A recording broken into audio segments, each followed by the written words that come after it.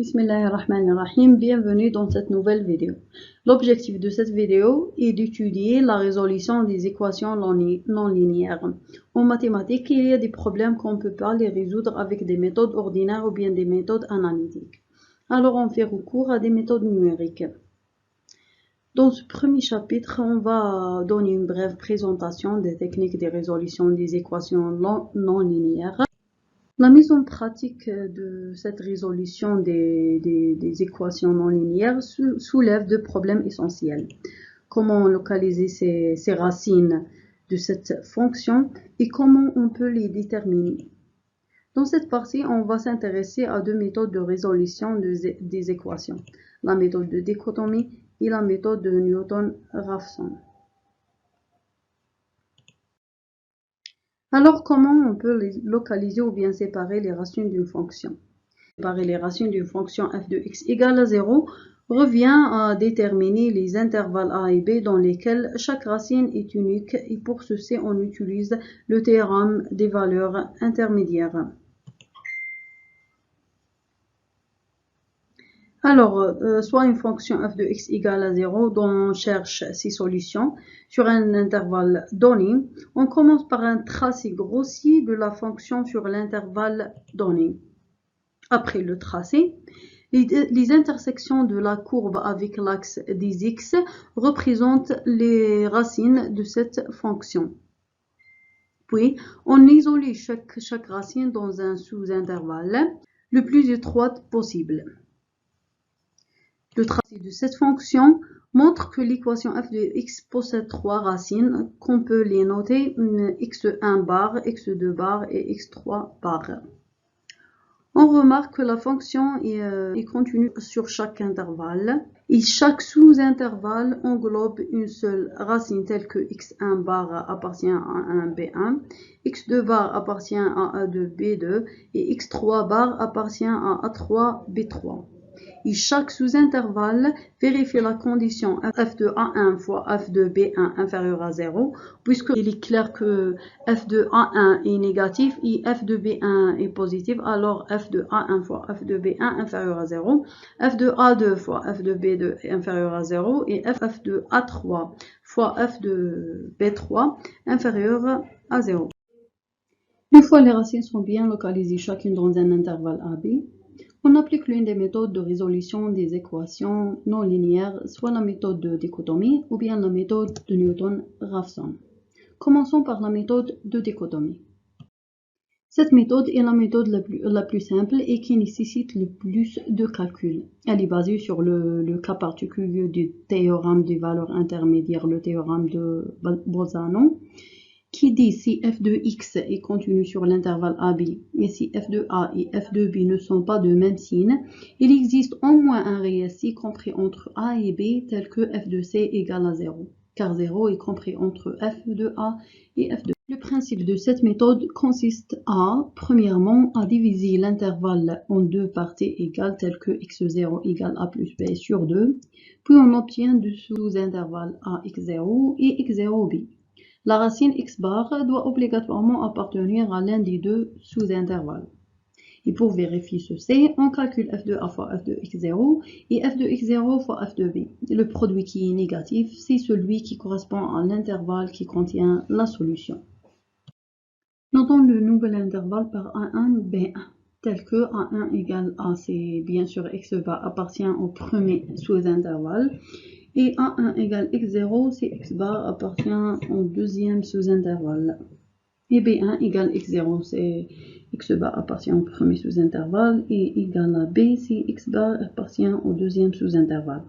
En répétant et en itérant la même méthode, pour l'intervalle obtenu, on aura les valeurs x1 égale a1 plus b1 sur 2, etc. jusqu'à xn égale a1 plus b1 sur 2. Cette suite xn de n égale à 0 à l'infini converge vers la solution x bar de f de x égale à 0 lorsque n tend vers l'infini. Ces valeurs x1, x2, xn, on peut les appeler des solutions approchées de l'équation f de x égale à 0. On doit arrêter les itérations ou bien le calcul lorsqu'on a la valeur absolue de x1 moins x bar inférieure ou égale à epsilon, où epsilon c'est la précision donnée ou bien la tolérance. On peut aussi calculer le nombre d'itérations pour atteindre une précision donnée, qui est n supérieur ou égal à 1 ln de b moins a sur 2 epsilon, le tout est divisé par 1 ln de 2. Cette formule est obtenue à partir de la formule précédente. Voilà un exemple d'application. Vous pouvez mettre une pause et d'essayer de le résoudre et de comparer les résultats que vous allez obtenir avec le résultat que j'ai obtenu.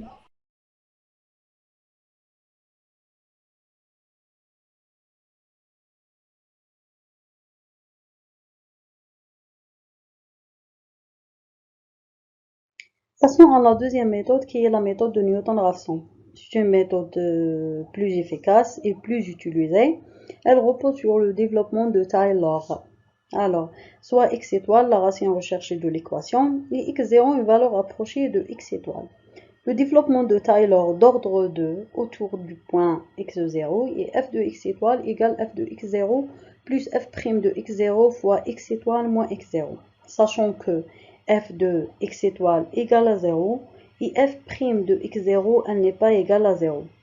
Alors on aura x étoile avec un simple changement, on aura x étoile égale x0 moins f de x0 sur f' de x0. D'où la suite de Newton est xk plus 1, alors la valeur suivante égale xk moins f de xk sur f' de xk. C'est la suite ou bien la formule de Newton. Pour que la méthode de Newton converge vers la solution d'une équation f de x égale à 0, les conditions suivantes doivent être vérifiées. La première condition, f de a fois f de b inférieur à 0. Alors ici, on a vérifié l'existence d'une solution, l'intervalle a et b. La deuxième condition, f' de x et f de' de x sont nuls et gardent un signe constant sur l'intervalle donné.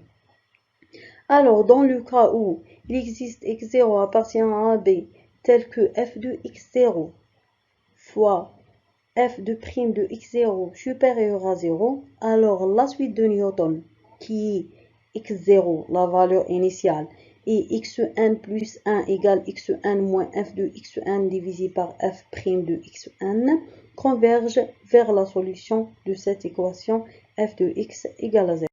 Si la condition de convergence est vérifiée, le procédé itératif doit converger. Cela veut dire que chaque nouvelle itération est meilleure que la précédente. De ce fait, on peut dire que si on a une précision epsilon donnée, on arrête le calcul lorsque la différence absolue entre deux approximations successives est inférieure à la précision donnée, c'est-à-dire la valeur absolue de x bar moins xn plus 1 inférieure à epsilon. Voilà un exemple d'application. Trouvez la première racine de l'équation f de x égale ln de x moins x carré plus 2 égale à 0, qui appartient à l'intervalle 0,1-0,5 avec une précision epsilon égale 0,0001. On commence par le calcul des dérivées première et seconde de f et on doit vérifier les conditions de convergence. On a f' de x égale 1 sur x moins 2x qui est strictement décroissante et positive sur l'intervalle donné. Alors f' de x elle est supérieure à 0.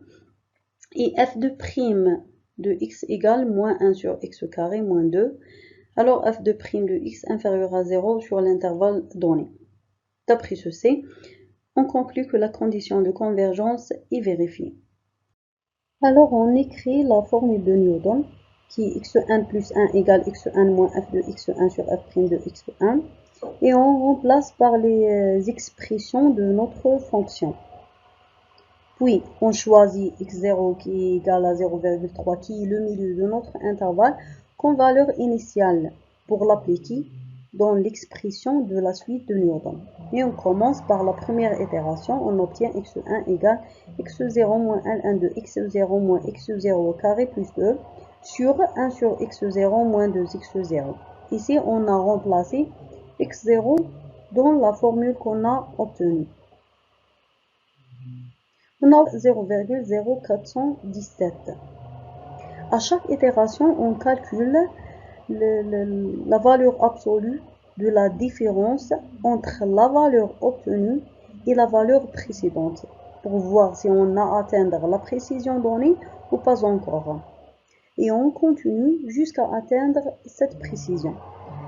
Dans cet exemple, on a atteint la précision donnée après 5 itérations et on a obtenu comme solution finale x6 égale 0,1379. Pour de plus amples explications, n'hésitez pas à nous contacter sur mon adresse mail. Merci.